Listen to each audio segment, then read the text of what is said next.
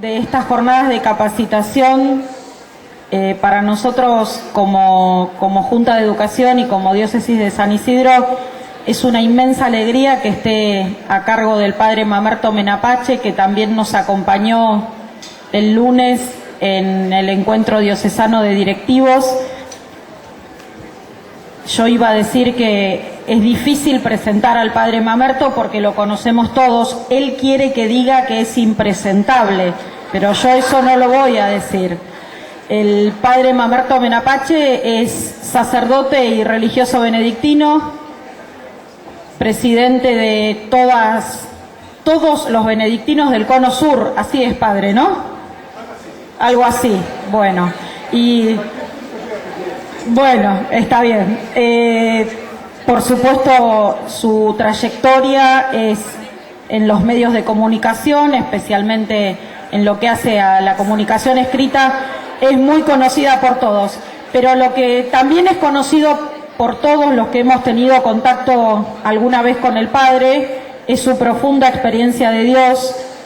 Desde esa profunda experiencia él transmite lo que transmite, que es mucho más que lo que va a decir con sus reflexiones y con sus cuentos.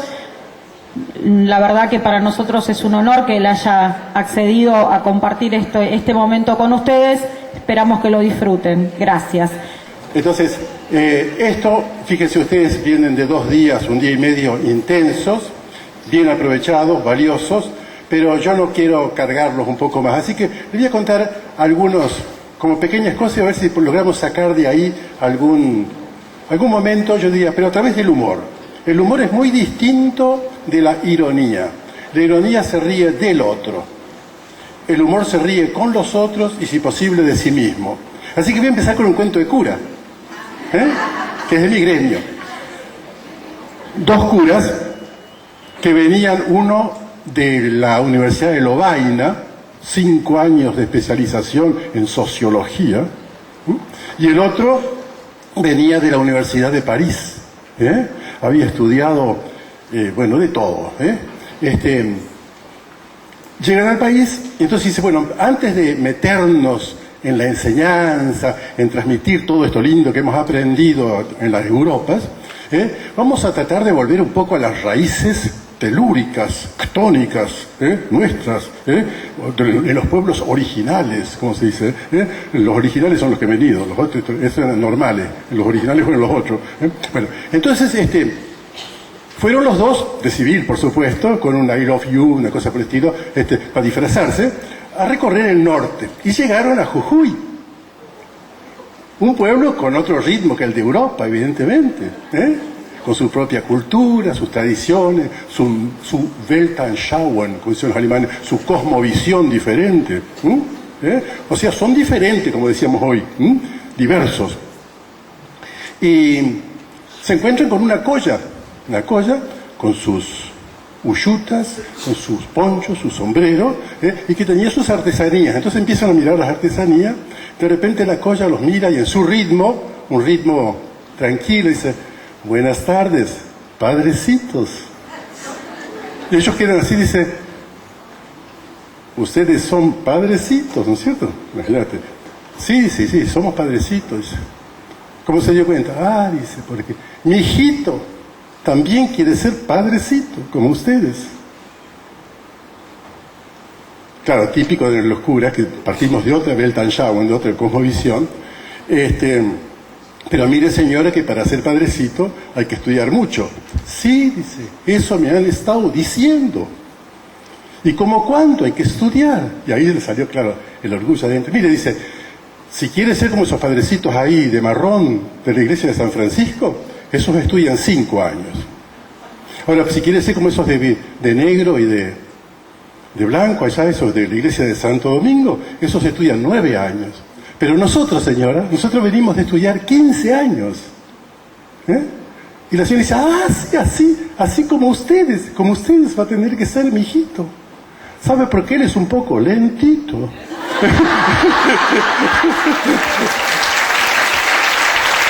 Bueno,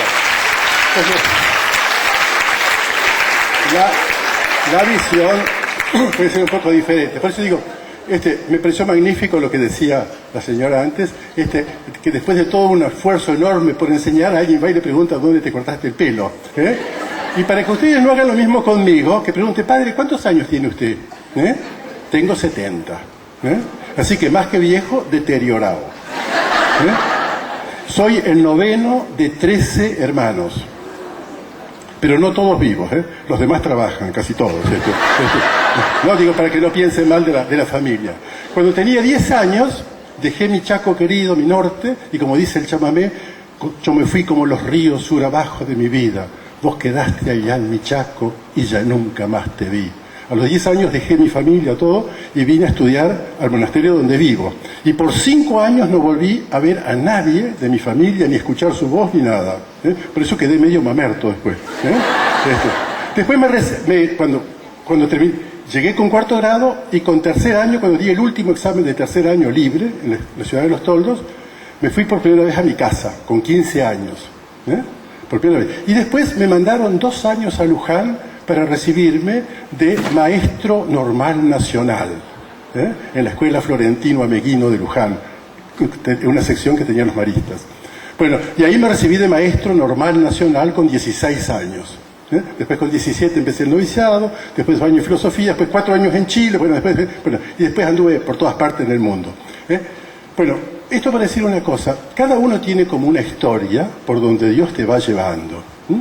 Pero a mí, digamos, no me trajeron, no me invitaron acá para que les enseñe nada, porque me aclararon de entrada, casi toda la gente que está acá sabe mucho más que vos, me dijeron. Y lo peor es que es cierto.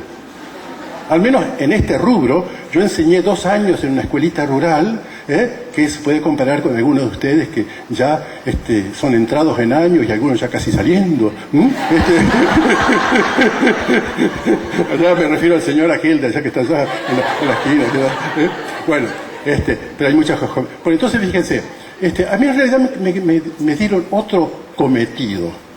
Me dijeron, mira, van a venir de 1 día y medio de intensos trabajos, inspirarles un poco de esperanza. Por ejemplo, fíjense, qué importante es que la esperanza venza a la experiencia. Por ejemplo, tenemos un político que se casó ya 3 veces. Ahí tiene una prueba, la victoria de la esperanza contra la experiencia. Bromas aparte, no hay que hacer chiste político, pero sobre las personas podemos reírnos mutuamente un poquito. Entonces, fíjense, yo creo que la labor docente, como lo decían bien, hoy se enfrenta con un montón de situaciones nuevas, desde todo, digamos, el aluvión de cosas que llegan a los chicos a través de distintas cosas, ya no las reciben normalmente del ambiente familiar y las completan en la escuela, sino que están tapados por una ola, y la escuela trata de sacar la cabeza por encima y seleccionar un poco lo que ven los chicos. Pero no les voy a hablar ni de problemas ni de nada, sino un poquito a través de cuentos. Ayer parece que el padre que me saludó recién quiso contar un cuento que yo conté, pero contó tan mal que lo asesinó, ¿viste? Claro, como esa señora copetuda que estaba tocando al piano, estaba tocando Haydn, y de repente le pregunta a un profesor, ¿qué le pareció mi Haydn? Dice, realmente lo ejecutó. Dice, realmente lo ejecutó. Entonces, a veces se puede ejecutar un cuento. Pero voy a contar un cuento, pero si me permite hay que darle un poco de tiempo porque en eso se distingue el cuento del chiste. El chiste es cortito, como propina de cura, cortito, y va al grano para hacerte reír y nada más. Por ejemplo, un chiste. Las chicas hasta los 35 años esperan al príncipe azul. A partir de ahí salen a buscar al príncipe valiente. Ahí, ¿viste? Ese es un chiste. La chica, salvo el género, no hay nada que la distinga. No tiene nombre, no se dice dónde, ni quién, ni cuánto, ni qué le pasa. Bueno, el cuento, en cambio, tiene que ser descriptivo. El cuento es como el mate. Si está apurado, déjelo para después. ¿Viste? El mate, si está apurado, déjelo para después. En cambio, el té no. Cuanto más té tomo, más té quiero y se va creando, ¿viste? La cosa. Entonces, fíjense, casi todos nosotros, yo veía hoy sus rostros, a mí me tocó acompañar durante 3 meses un proyecto educativo Guatemala, y encontrar un rostro así como los nuestros era bastante difícil. O encontraba rostros mayas o quechquí o qué sé yo, o si no, directamente a veces rostros de origen afro. La mayor parte de nosotros, nuestros abuelos o bisabuelos, se vinieron de las Europas. Basta ver la lista de los apellidos. Entonces, los abuelos un día le dijeron a uno de sus hijos: si vos querés irte a las Américas, como se decía entonces, las Américas era todo lo que quedaba del otro lado, mirá, hay un pariente allá en la Argentina. Entonces el chico, 14 años, le ponía una gorrita, dos cosas en una valijita de cartón, y lo ponían en el buque y se venía. Y así vinieron los abuelos o bisabuelos de ustedes. Bueno, este bisabuelo había venido allá de las Europas, analfabestia él, sin saber leer ni escribir, pero había venido con ganas de luchar y de trabajar. Y agarró, después de estar un tiempito por acá, agarró para el oeste y se instaló allá en nuestra tierra, en los toldos, 300 kilómetros y pico de acá para el oeste. De Luján, 300 más para allá. Y en ese momento se estaba construyendo por los ingleses el ferrocarril del oeste. Y ustedes saben que hay una particularidad en la Pampa nuestra, la Pampa del oeste, que no existen ríos. Entonces todo el terreno es así, con lagunas, con loma, y el tren no puede ir así, a los galopes, como va en una ruta. Cuando va a una loma hay que cortarla y después con eso rellenar el bajo siguiente. Entonces este abuelo, con sus 14 años en adelante, transpiró como salamín en guantera, a sol, cosas, con carretilla, pala de güey, rellenando, cortando lomas y rellenando terraplenes para que de ahí pasaran los ingleses por arriba. Bueno, y después se dice Avellaneda hizo ferrocarriles, Sarmiento hizo ferrocarril en Minga. Lo hicieron nuestros abuelos gringos, con la plata de afuera y el trabajo de adentro. Pero bueno, vamos a dejar la historia para los historiadores. Entonces, ¿y todo para qué ese trabajo? Para que sus 12 hijos tuvieran un capitalito para arrancar. Uno de estos hijos puso un bolichito en el campo, trabajó también él, a sol y sombra, porque un gallego detrás de un mostrador arranca antes que el sol y termina después que la luna. Trabajó, ¿todo para qué? Para que al final la tercera generación, la de los nietos, terminó la escuela primaria en el campo, después se fue a estudiar la secundaria al pueblo, con lo de tía Carolina. ¿Viste? La tía Carolina era una tía soltera, no sé si ustedes la conocieron, que era un poco el centro de información de todos los parientes. Se llamaba tiacarolina.com. En guaraní se llama Radio So'o, significa Radio Carne, es decir, el que comenta todas las cosas. Bueno, ahí estudió el chico, terminó la secundaria, y como el papá ya había perechado un poco, y además el papá había venido a venir al pueblo, había puesto del bolichito de campo un almacén de ramos generales, donde se vendía azul de lavar, bala de escopeta, alpargata, todo lo que se necesita en el campo. Y el chico se vino a la universidad acá, a Buenos Aires, que era como ir a otro país en aquel tiempo. 5 años el muchacho estudiando y se recibió de ingeniero agrónomo. ¿Vos te imaginás el chico que se sentía realmente deudor de 4 generaciones? Su padre, el almacenero, el abuelo, el trabajador de campo, y los bisabuelos que habían dejado venir a su hijo sin poderlo ver nunca más. 4 generaciones para que él finalmente pudiera llegar a eso. Así que le manda un telegrama al papá y le dice: papá, sí o sí te venís para que yo te pueda entregar mi diploma universitario. Y el viejo, bueno, sacó del arcón el único, ¿cómo se llama?, traje que tenía, ¿viste? En aquel tiempo no había que preguntarse ¿qué me pongo? Porque había solo se ponía una cosa, ¿viste? Ahora se pone una cosa y le dice como le dijo la molusca al molusco. ¿Sabes lo que le dijo? ¿Cómo molusco? Qué malo, como chiste. Aplaudan, por favor. Bueno, entonces, acuérdense del cuento del molusco, no sé por qué ponerse. Bueno, entonces, el papá, imagínense, 5 horas de tren. Para un tipo acostumbrado al trabajo, 5 horas de tren ahí, sentado, es mucho tiempo. Te empieza a trabajar la croqueta.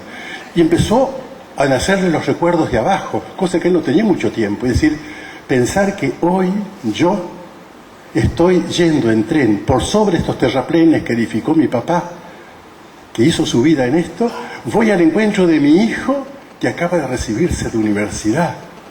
Gracias a la generosidad de los abuelos que dejaron venir a mi viejo de joven él trabajó, murió acá, yo trabajé también, y mi hijo hizo el esfuerzo y llegó a esto. Sintió como que realmente era toda una misión que se cumplía, y sintió como unas cosas por dentro, y en eso le saltó la chispa, che. Dijo, ya sé lo que había que hacer, le voy a pagar a mi hijo un viaje a Europa. Porque esto no es mérito ni de él ni mío, esto es mérito de 4 generaciones. Que él vaya a Europa, vaya a la tumba de los abuelos y deposite sobre la tumba de los abuelos, en nombre de las 4 generaciones, el fruto de todo el esfuerzo. Que no fue vana la nostalgia y la generosidad de los bisabuelos que dejaron venir a papá, ni fue vano el trabajo de papá, ni el mío, ni el esfuerzo de mi muchacho. Bueno, por supuesto, en la colación de grado, de todo eso, se abrazaron, se mosquearon, se lloraron encima. Bueno, el papá contento, como perro con 2 colas, ¿viste? Le caían los lagrimones porque el viejo se atoraba, no sabía qué decir. Bueno, total que al volver le dice al hijo que le quiere pagar un viaje a Europa para esto. Y el hijo, que era muchacho bueno, le dice, papá, mañana te doy la respuesta. Y a la mañana siguiente le dice el muchacho, mira papá, hoy un viaje a Europa, entre boletos, documentos que hay que sacar, regalos que hay que llevar, regalos que hay que traer, salen como $10.000. $10.000 es mucha plata, son 40.000 pesos. ¿Por qué no hacemos una cosa, papá? ¿Me das esos $10.000 a mí? Sacamos otro crédito de $10.000 y yo me voy a comprar un campito allá al Chaco, donde yo soy nacido, en la Forestal, que se están vendiendo terreno, y hago 2 cosas. Arranco de abajo, como hicieron ustedes, me hago mi futuro, y además le enseño a la gente del lugar lo que yo aprendí en la universidad. Qué cosa más linda, ¿no? Claro, el viejo se dio cuenta que la sangre inmigrante no se había enfriado, que seguía ardiente y linda. Sintió el orgullo de familia, el orgullo de apellido, en definitiva. Bueno, entonces, por supuesto, a los 2-3 meses, el chico estaba allá, en el norte, había comprado el terreno, lo había limpiado bien de caraguatá, de arasá, de todas las malezas que suele haber en ese coso, lo había dejado lindo, y en ese momento se acuerda de un excelente profesor que él había tenido, que lo había querido mucho porque más que conocimiento le había transmitido vivencias. Dice, mire muchacho, ustedes van a salir de acá con mucha ciencia, pero les va a faltar una cosa, les va a faltar sabiduría. Eso hay que ir adquiriéndolo con el tiempo. Entonces, sean humildes, sepan reconocer la ciencia que llevan, pero pregúntenle a la gente la sabiduría de la tierra que tienen. Entonces, antes de hacer una experiencia nueva, pregúntenle a la gente, díganle lo que ustedes van a hacer y pregúntenle qué opinan ellos, porque a lo mejor ellos saben que eso no va a funcionar y ustedes se ahorran un error. Así que sean humildes. Acepten. Todos los hongos son comestibles, pero algunos una sola vez. Entonces, no tienen por qué hacer todas las experiencias de ustedes. Acepten la experiencia de los otros. ¿No es cierto? Ustedes saben que todos los hongos son comestibles, pero algunos una sola vez. Ese es el problema.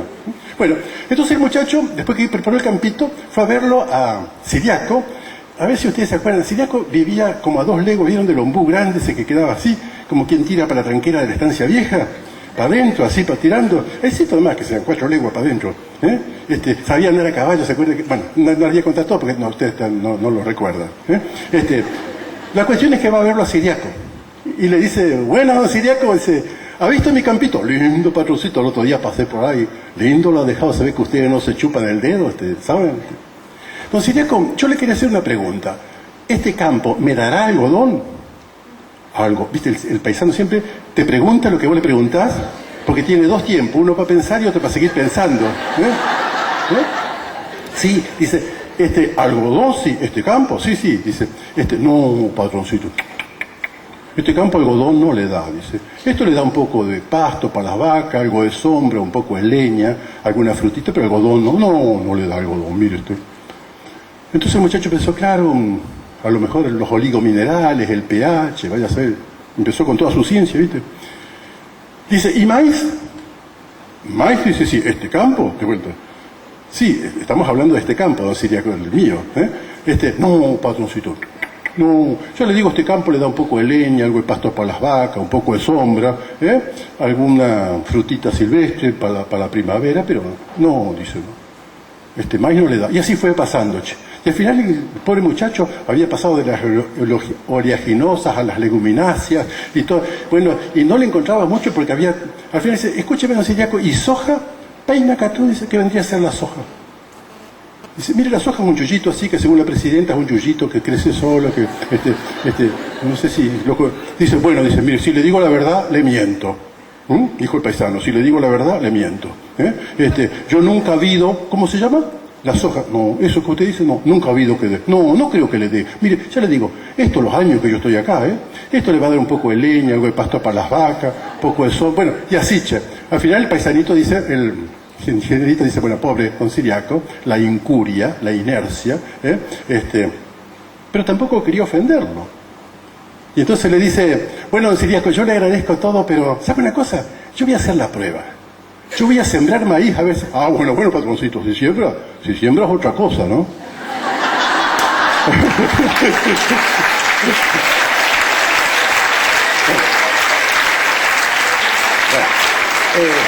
Fíjate, yo pienso que ustedes tienen que trabajar con un elemento... Es pariente mía. Yo le dije, cuando todo termine de reírse, reíste vos, arrancan de vuelta. Gracias, llegó un poco tarde, pero llegó. En el campo se dice, bajate y mateamos. No, pero como no sé quién es, para ella. Bueno, no, pero qué lindo es poder reírnos juntos, sobre todo después de haber trabajado un día y medio, fuerte. Entonces, miren, yo pienso, estamos todos, bueno, creo por lo que sentí que esto lo organizaba la JUREC, una Junta Regional de Educación Católica. Entonces, yo pienso que fundamentalmente somos docentes de escuelas que tienen un ideario, donde una cosa fundamental es transmitir los valores evangélicos, por lo menos los valores evangélicos y todo. Entonces, lo primero que les diría, esto ya fuera del humor, pero con humor, con amor, mejor dicho. Yo diría dos consejos como muy sencillos que me dio a mí el cardenal Pironio cuando me ordenó de abad. A mí me ordenó de diácono el cardenal Silva Enrique de Chile, que era diácono allá. De cura el cardenal Corrachino. Y de abad el cardenal Pironio. 3 cardenales. Y después me desordené yo solo nomás. Pironio con esas cejas grandotas así, cuando me fui a confesar con él antes de la bendición abacial, que te ponen la mitra, el anillo, el báculo, todo el chimbolo, me dijo, cree en la gracia que vas a recibir. Cree en lo que enseñás. Yo les diría, miren queridos, crean en lo que enseñan. Ustedes no enseñan lo de ustedes. No es porque yo viva o sea santo que enseño esto. Dios me ha dado un mensaje, me ha dado una cosa para entregar. Tengo que creer en lo que enseño y después tratar de vivir en lo que creo. No al revés. No al revés, decir, ¿cómo puedo yo enseñar estos valores si no los vivo? Si yo estoy separado de mi esposo y estoy viviendo con otro hombre, nos queremos, tenemos un hijo, entonces yo le diría, mira, estás viviendo una situación irregular que sería inmoral romperla. Así como suena, ¿me entiendes? Una situación irregular que no depende de vos regularizarla. Y además te digo más, sería inmoral romperla, porque dejarías 2 chicos sin familia. Entonces, fíjate, no es porque vos lo vivas. Lo que transmitís no es tuyo. Lo que transmitís es algo que te ha dado Dios. Entonces, trata de creer, porque no vas a tener más argumento que los demás para creer en eso. ¿Les puedo contar un chiste que medio guarango? Se puede, total, a esta altura ya están todos dormidos. Una vez había un tipo que estaba con la moto, quería hacer arrancar la moto a toda costa y no había santo, che. Y entonces empezó a putear, bajaba a los santos, los subía, los revolcaba contra el piso, decía malas palabras, pero yo soy suavecita al lado de barbaridad. De repente se acerca el cura, lo siente y dice, pero escúcheme, señor, dice, ¿por qué hace? Pero mire que esta moto es muy larga, otra chorrera. Dice, momento, señor, mire, dice, haga una cosa, serénese un poquito, rece una Ave María, y va a ver que si usted se serena y reza una Ave María, va a ir mejor. Entonces el tipo reza una Ave María, arranca la moto y sale. Y el cura dice, puta, si no lo veo, no lo creo.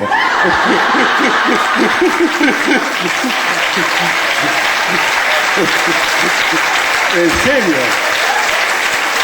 El cura, para creer, no tenía más argumento que el otro. Lo que pasa es que al cura le tocaba transmitir eso. Al cura, entonces terminó creyendo en lo que predicaba. Calculo que después habrá estado viviendo lo que creía. Entonces, mire, yo creo que esto es muy sencillo, pero es muy importante en la vida de un docente, porque si no vamos a ir cada vez achicando el mensaje y lo vamos a ir reduciendo a nuestra capacidad. Usted imagínense, vamos a ir a un pasaje evangélico. Jesús habla de un sembrador de aquel tiempo típico, que no tenía mucho tiempo porque tenía que aprovechar la última lluviecita que había llovido, y entonces se ponía el poncho así, lo llenaba de semilla acá, después agarraba la semilla y era todo un arte. Yo lo he visto hacer todavía en el campo, se llama siembra a voleo. No era ningún tonto. Él sabía perfectamente, porque veía los pájaros que venían atrás, en el campo se los ve, son chorreras de gaviotas y chimangos y teros y chimangos de todo tipo, pitagüé, de todo lo que hay. Bueno, no era sonso, él veía que lo que caía en el camino se lo iban a comer los pájaros. Sabía eso. Sabía que lo que caía entre las piedras difícilmente después iba a poder ser cosechado. Y lo mismo lo que caía entre la maleza. Pero creía en la fecundidad de la tierra. Y creía en la fertilidad de la semilla. Y hacía lo que podía. No era él, era el trigal, iba a ser el diálogo entre la fecundidad de la semilla, la fertilidad de la semilla y la fecundidad de la tierra. Él simplemente le tocaba desparramarla. En aquel tiempo se hacía así, al voleo, muy sencillo. Hoy, en cambio, son máquinas ultra sofisticadas. Son máquinas electrónicas que te calculan la profundidad, todas las cosas. Es decir, si uno piensa en los colegios de Don Bosco, en Baldoco, por ejemplo, y uno piensa hoy en un colegio salesiano, uno dice, ¿cómo han crecido? ¿No es cierto? Porque toda la estructura que hay, y está bien. Yo recuerdo, ayer se lo contaba a las hermanas salesianas, Monseñor Saine, yo fui a darle el retiro, y me mostró toda la pierna, que sé yo, me mostró un colegio salesiano impresionante, de grande, así como el Marino, una cosa por el estilo. Pero claro, como tenía que hacerlo medio urgente, porque no tenía mucha cosa, nunca está revocado, ¿viste? No está el ladrillo a la vista, pero no porque sea ladrillo a la vista, sino porque directamente no tiene revoque. Y él decía, mira, acá los salesianos, los colegios salesianos son como el decreto de Dios Padre, son irrevocables. Bueno, te digo, y después se van haciendo las estructuras, se le van añadiendo cosas. Entonces, hoy la estructura educacional en cualquiera de nuestros colegios, pensemos en el Marín o en el San Juan Precursor o los que yo conozco, son estructuras altamente sofisticadas desde el punto de vista técnico, pueden tener salas de computación, multimedia, un montón de cosas. Y está bien, si nos siguen ayudando a esta siembra. Pero siempre en el fondo el resultado va a ser la fertilidad de la tierra y la fecundidad de la semilla. La sembradora podrá ser más o menos. En tiempo de Jesús, dar el 30%, el 60%, el 100% ya era como decir el 1000 por 1000. ¿Viste? Ese tipo que decía, no ganan el 100%, ganan el 1000 por 1000. Sí, es lo mismo. Entonces, fíjense, hoy día vos sembrás normalmente en nuestra zona de los Toros, sembrás 20 kilos de maíz por hectárea y sacás 10.000. O sea, cada espiga hoy normalmente, cada planta tiene 1 a 2 espigas. Cada espiga tiene como mínimo 600 granos aprovechables. O sea que son el 600 por 1 o más. Eso da de 20 a 10.000. Entonces, pienso, y eso se debe a la variedad de la semilla, al mejoramiento de la preparación de la tierra y sobre todo a la precisión de la sembradora. Pero comprar una sembradora, hasta que la pagues, querido, tenés que olvidarte de... Bueno, ¿qué quiero decir con esto? No nos quejemos de las estructuras, las tenemos, y tenemos que utilizarlas al máximo, y está bien, pero todo eso es sembradora. La verdad del maizal puede depender mucho de la calidad de la sembradora, pero en el fondo es el diálogo entre la fecundidad de una semilla que se da, que se entrega, que no es mía, y la fecundidad de una tierra, que es el corazón de nuestros chicos, desde inicial hasta universitario. Entonces, por eso, querido, muchas veces puede ser que uno diga, sinceramente, Señor, me cuesta muchísimo creer en lo que enseño. Tengo las mismas dificultades que otro. Karl Rahner, no sé si lo habrán sentido nombrar, fue uno de los grandes teólogos católicos que murió hace un tiempo. Yo lo conocí todavía siendo estudiante en Roma. Cuando le preguntaron a él qué era la fe para él, dice, la capacidad de convivir con la duda. La capacidad de convivir con la duda. Porque cuando uno tiene la certeza no es fe, eso ya es conocimiento. En cambio, cuando es decir, el amor siempre es la capacidad de convivir con No hay una certeza, o si la certeza es de otro tipo. Entonces, pienso esto. No es porque a nosotros nos cueste menos creer, quizás lo hemos recibido de una manera con el combo, junto con el apellido, con la nacionalidad, con la lengua, hemos recibido también los valores religiosos, y entonces resulta como más fácil, integrables. Otros chicos quizás no lo recibieron, pero vuelvo a insistir, querido, esos valores no son nuestros. No enseñamos lo que nosotros somos, enseñamos lo que a nosotros nos entregaron. ¿Me estoy poniendo muy serio? Bueno, lo que nos entregaron, y tenemos fe en dos cosas. Tenemos fe en que esto es valioso y tenemos fe en que es valioso el corazón de lo que lo va a recibir. ¿Que muchas semillas se perderá? Sí. ¿Que otra germinará y quedará ahí? Sí. ¿Que otra no llegará a dar fruto? Sí. ¿Que de alguna? Pero, como decía hoy el padre, robándome un poquito lo que había dicho el lunes, ¿qué pasaría realmente si en mi clase Dios en un momento me iluminó y me dice: vos tenés entre tus alumnos a Teresa de Calcuta? ¿Cómo cambiaría mi visión frente al grado? Yo sé, estás enseñando música a un grupo que no tienen la menor idea. ¿Viste? ¿Viste? Porque casi todos están sintonizados hoy en la menor. En mis tiempos, cuando nos reuníamos un grupo universitario, por la había 2 o 3 que tocaban guitarra. Ahora hay 2 o 3 con el bajo, el guatimoque acá, con el cosa. O sea, hoy se toca muy poco instrumento, salvo la batería a la hora de la siesta, que esa es preciosa. Bueno, pero fíjense, ¿qué pasaría si en mi clase de música de repente alguien me dijera: tenés Atahualpa Yupanqui entre tus alumnos? El pequeño, no sabrías quién, pero qué importancia que le darías a eso. O tenés en tu clase de lengua, de literatura, tenés el jovencito Jorge Luis Borges. ¿Viste? Porque en las clases de lengua yo tenía un amigo que dominaba 4 lenguas, menos la suya. Era un lenguófono. Bueno, entonces, fíjense, ¿de dónde nace? Ahora voy a hacer un poquito de Biblia. 10 minutos. 10 minutos nomás. O les tengo que contar un cuento un poco... Porque el otro día decía que quería contarle un cuento. Uno procasio y otro bíblico. ¿Cuál prefieren?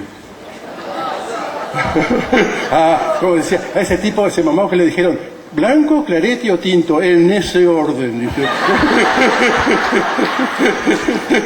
En ese orden quería decir. Bueno, no, mire, vamos a empezar con el bíblico, que es un poco más serio. Uno de los bíblicos. Yo pienso, ¿de dónde nace esta misión de transmitir algo para el bien de los demás, sembrar esta cosa? Es decir, Tata Dios, esto es bíblico, Tata Dios, cuenta la Biblia, que un día estaba triste, con la paletilla caída como solterona en casorio ajeno, estaba totalmente desanimado. Estaba sentado en un banquito bajo, así de... No me van a ver de atrás, pero después me voy a levantar. Así, pueden mirarme arriba de la pantalla, se golpeaba con el talero el dedo que le salía por la alpargata, ¿sí? Estaba acá el Hijo, el Espíritu Santo, en una de esas que se llaman perijóresis en teología, esa especie de diálogo intratrinitario, y Tata Dios se decía: mal la veo, che. Mal a tos le siento al gato. Hemos creado al hombre para que sea feliz, para que domine la tierra, para que la cultive, y después un día venir a gozar con nosotros en la gloria. Le pusimos un manual de instrucciones muy sencillito, todo era de ellos. Lo único que tenían que respetar la vida era mía. La vida la doy yo y la saco yo, así que respétenme la vida. Y segundo, el bien y el mal existen. Yo les voy a admitir que ustedes le puedan errar, está bien, errar es humano, pero lo que no puedo admitir es que ustedes tiren la flecha y después vayan y le dibujen el redondel alrededor para decirle que se la doy a la peluchita. Entonces yo decido lo que está bien y lo que está mal. El bien y el mal son objetivos, existen. Entonces respéteme estas dos cosas, el resto todo está permitido. Bueno, y a lo primero, en cambio, se agarraron para el lado del diablo. Fuimos a tratar de... Nadie reconoció nada, se echaron la culpa entre ellos. Tuvimos que sacarlo del paraíso, pero sacarlo del paraíso fue como desparramar un fueguito en Pajonal. La maldad cundió, le mandamos un diluvio que se murieron hasta los sábalos, los peces. De los 8 que se salvaron, ya uno salió batará. Después quisieron construir una torre, la torre de Babel, como decía el turco Menem, que tonto lo baizano que le hicieron de Babel, lo hubieran hecho de piedra. Bueno, y al final dice, le mandamos los patriarcas, no le dieron pelota. Le mandamos los profetas, los mataron. le mandamos los sabios, ni los curas lo leen. Entonces, de repente Dios hablando consigo mismo, ¿viste? Consigo mismo para adentro, agarró y dijo, ¿a quién enviaré? Entonces el Espíritu Santo, que estaba ahí, y justo le pasaba el mate al hijo, le dice, ofrecete vos, che, ofrecete vos. Con la alita le dijo así. Entonces el hijo, inspirado por el Espíritu Santo, esto está en la Biblia, el hijo inspirado por el Espíritu Santo le dice al Tata, agarró y le dijo, heme aquí para hacer tu voluntad, envíame. Y ahí dice que a Tata Dios le ardió como un ataque de ternura, ¿viste? Le cayó un lagrimón para el lado acá y fue la estrella de la mañana, y un lagrimón para el lado acá y fue el lucero de la tarde. Total, como nadie sabe cómo nacieron las estrellas, si es lindo debe ser cierto, decía Saint-Exupéry en El Principito. Entonces, Dios ungió al Hijo con el Espíritu Santo y lo mandó para que viniera a hacer su voluntad, para que se hiciera camino para llevarnos de vuelta por la obediencia al Padre. Esa fue la primera misión, el primer encargo, la primera mandato para hacer la voluntad de Dios. No vino Jesús solamente a decirnos lo que teníamos que hacer, vino a hacerlo Él. De los 33 años, el 90% simplemente para vivir las bienaventuranzas, para vivir como hombre, entre nosotros. Hijo de una mujer, vivir como hombre, esa fue su misión. Después, cuando ya tenía que hacer su misión, inspirado por el Espíritu Santo en el Jordán, consoló tristes, curó abichados, resucitó muertos, espantó diablos, y llamó un grupito de amigos que no eran mejores que los demás, eran bastante como los demás, diríamos. Incluso no eran ni sabios, ni inteligentes, ni qué sé yo. Eligió un grupito para dos cosas, para que estuvieran con él, para sentirlos amigos y para enviarlos. Eso somos nosotros. Esos somos los herederos, los continuadores de ese grupito. De ese grupito que tuvieron la misión pastoral de simplemente tratar de transmitir la voluntad del Tata a los demás. Y ahí nace nuestra misión. Nuestra misión nace de Cristo, que fue enviado por el Padre, Cristo que antes de partir de vuelta eligió a algunas personas y le dijo, bueno, yo estaré con ustedes para siempre. No se preocupen, son un pequeño rebaño, pero mi Padre se emperró en quererlos. En serio, dice, mi Padre se emperró en quererlos, y yo voy a estar con ustedes hasta el final de los tiempos. Vayan, los envío. Y ese es nuestro envío.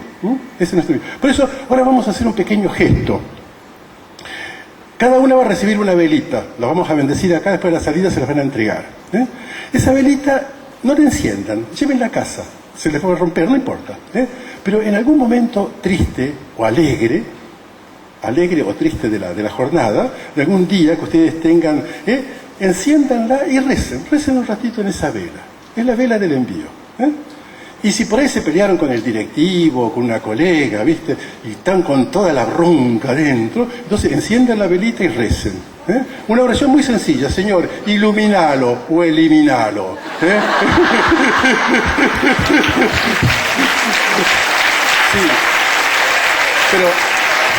Pero en ese orden, que se haga tu voluntad. Prendemos la velita para iluminarlo. Señor, iluminalo. Y si es tu voluntad, entonces sí, que se haga tu santa voluntad. No, suena media broma, pero de veras, o sea, prenden esa velita y recen, querido. No podemos vivir nuestra misión sin una vida de oración, sin tener fe en que no somos nosotros la garantía de lo que enseñamos. Es el Señor que recibió del Padre la misión de venir a hacer su voluntad y Él nos eligió. Jesús va a estar con esa misión antes que nosotros estuviéramos acá y va a seguir estando después que nosotros nos vayamos. Pero de este tiempo nos va a pedir cuenta a nosotros. Este es nuestro tiempo, el mejor de todos, el que Dios preparó para nosotros. De verdad, el que ya preparó hace como 40, 50 años para nosotros dos, y el que está preparando para ustedes que se inician. De verdad, o sea, este es nuestro tiempo. Nosotros cantábamos hace 40 años atrás con Gustavo y con la gente ya que peina canas. Este es el tiempo de América, este es tu tiempo, Señor. Entonces, este es el tiempo nuestro. Cristo estaba acá antes que nosotros viniéramos, va a seguir estando después que nosotros nos vayamos, Pero de este tiempo nos va a pedir cuenta a nosotros. Tenemos que estar orgullosos de que nos haya tenido confianza y nos haya animado, nos haya invitado a esto, para estar con Él, no porque seamos mejores, no porque tengamos más argumentos para creer. Nosotros nos costará creer en lo que enseñamos tanto como a los demás, y quizás más que a los demás, porque a los demás, a lo mejor, al ser nosotros buenas personas, nos van a creer más fácil. Pero a nosotros mismos nos va a convencer como el cura de la moto. Si no lo veo, no lo creo. Bueno, entonces, querido, esto es un poco el mensaje que quería darles. Entonces, ahora yo les invitaría a una cosa sencilla. Pero entonces, vengan, nos vamos a bendecir. Dios y Padre bueno, que enviaste a Cristo como luz del mundo, y nos permitís que el Espíritu Santo encienda en nuestros corazones esa pequeña llama de la fe que nos han dado en nuestro bautismo, también con la vela bautismal. Bendice estos pequeños cirios para que cada una de estas queridas hermanas y hermanos míos puedan llevárselo a su casa, para que en los momentos de intensa alegría, de dificultad, de desconcierto, puedan encenderlos. En ese momento, Señor, escúchalos, anímalos, devuélveles la certeza de que no están solos, de que estarás con nosotros para siempre. Por eso los bendigo a ustedes y estas velas en el nombre del Padre, del Hijo y del Espíritu Santo. Amén. A partir de este momento, las emisoras continúan con sus respectivos programas.